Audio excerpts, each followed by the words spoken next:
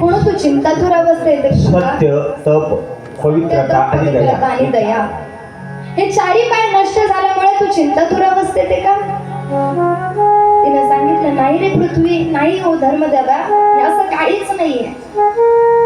तेव्हा काय रूपी पृथ्वी सांगते, जेव्हापासून भगवान परमात्मा निजधामाला गेलेले आहेत ना, तेव्हापासून कलीचा प्रादुर्भाव वाढत चाललाय. सज्जन असलेला प्रजेला हा कली त्राही त्राही करून सोडतोय आणि हे दुःख माझ्याकडून बघावलं जात नाहीये, म्हणून मी चिंतातुर अवस्थेत आहे.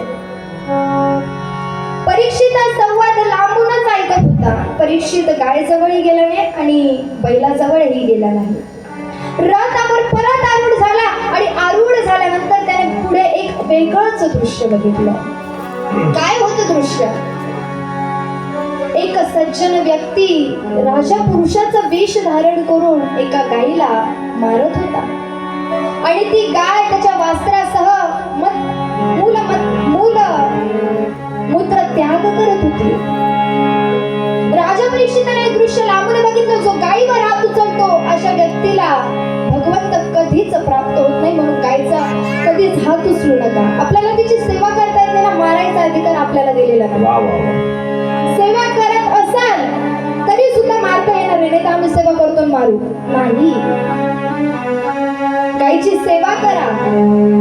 परीक्षित लांबून एक दृश्य बघित होता. त्या गायीच्या डोळ्यात अश्रू होत्या. ती गाय मला मूत्र त्याग करीत होती आणि रडत होती.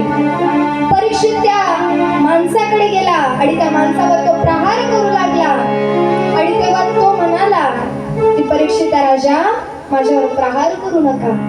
परीक्षिताने विचारलं, मग तू कोण जो माझ्या प्रजेमध्ये गायीवर हात उचलतो? कोण आहेस, तुझी ओळख काय? तेव्हा त्या पुरुषानं सांगितलं, मी कली आहे. आणि हा कली परीक्षिताला शरण गेला आणि जो शरण आला त्याला मरण नाही.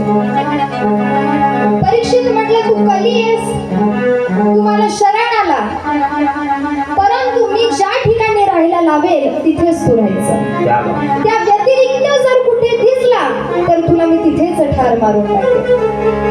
कली म्हणाला, परीक्षित जिथे तुम्ही राहायला सांगाल तिथे मी राहायला तयार आहे, फक्त मला सांगा मी कुठे राहावं.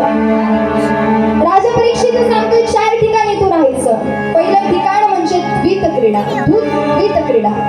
जिथे व्यभिचार असतो, असत्यता असते, लबाडी असते, अशा जुगाड असतो, जुगाड ज्याला आपण म्हणतो, जो पत्त्यांचा खेळ असतो, त्या ठिकाणी तू राहायचं. दुसरे ठिकाण दिलंय मद्यपान, जिथे व्यसन केली जातात, जिथे भक्षण केलं जातं, अशा ठिकाणी तू राहायचं.